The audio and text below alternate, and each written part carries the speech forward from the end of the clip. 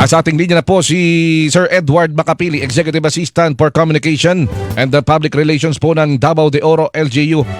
At dito muna seryosong usapan po muna tayo. At tayo po ay makikibalita dito po sa kalagayan ng ating hong mga kapuso dyan po sa Mako, Davao del Sur. Davao de Oro, no, mga kapuso, Davao de Oro. Dahil nga dito po sa malawakang landslide pagguho ng lupa.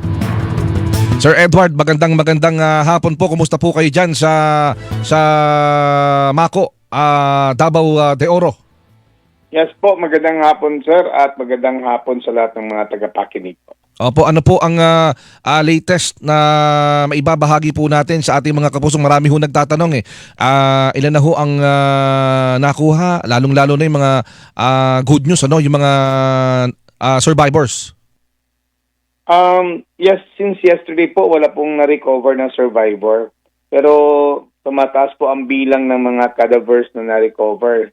Nasa 37 na po ang mga dead bodies na recover. But then 32 pa din yung injured.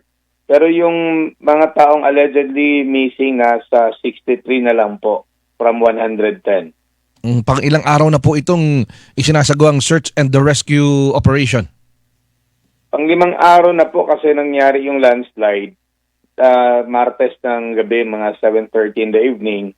And until now, it's still operating. Nasa search and rescue retrieval operation na po. Search, rescue at retrieval, kombinasyon na. Kumusta po ang weather, ang kalagayan po ng panahon dyan ngayon, lalong-lalo po doon sa tinatawag po nating ground zero? Ang buong Davao de Oro and I think Mindanao ata, meron kasing trough of LPA.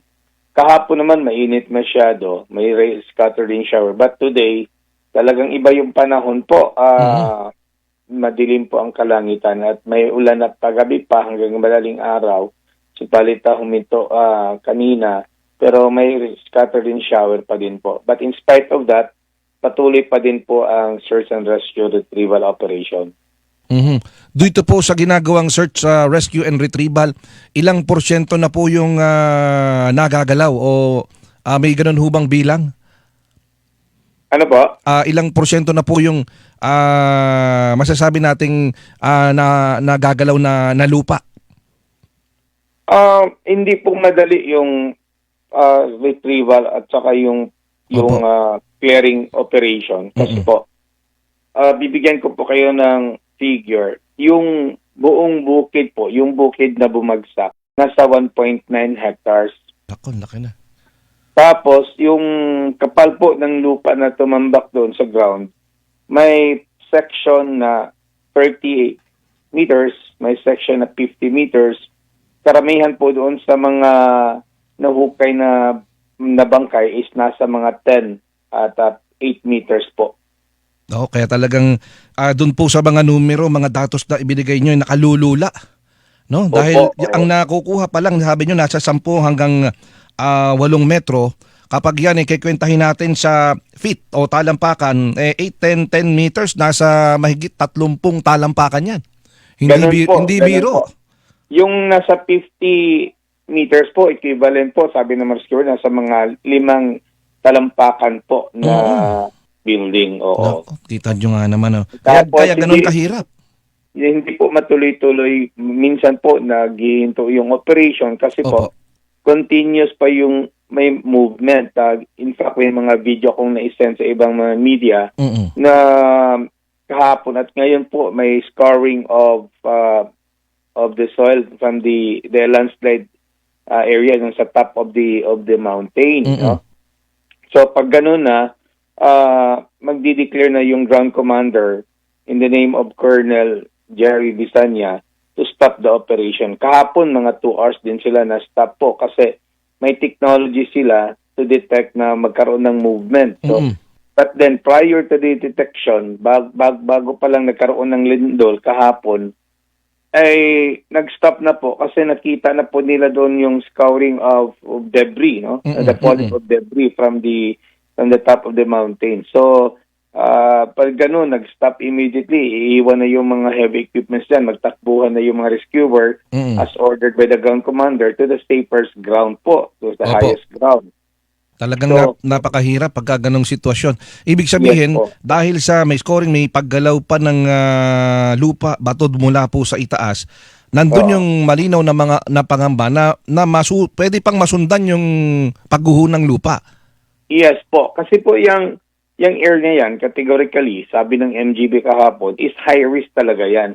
May history na nga dyan nangyayari for 2007 and 2008. And 2008 considered major landslide. There are about 21 people died on that landslide. Opo. Kaya po naging no-build zone na yan. But then, kahit inilikas na yan ng Apex Mining, yung mga tao dyan, Opo.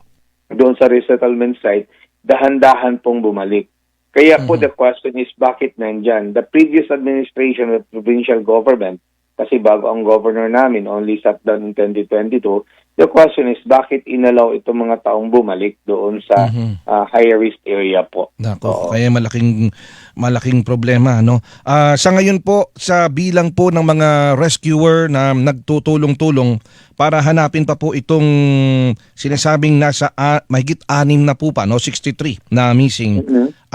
Sapat po ba o kakailanganin na nung kumbaga pagpapalit na ng tao dahil sabi nyo nga po nasa 5 araw na po tayo, di iba yung pagod at yung exhaustion ng mga tao, no? Na gumagalaw po dyan.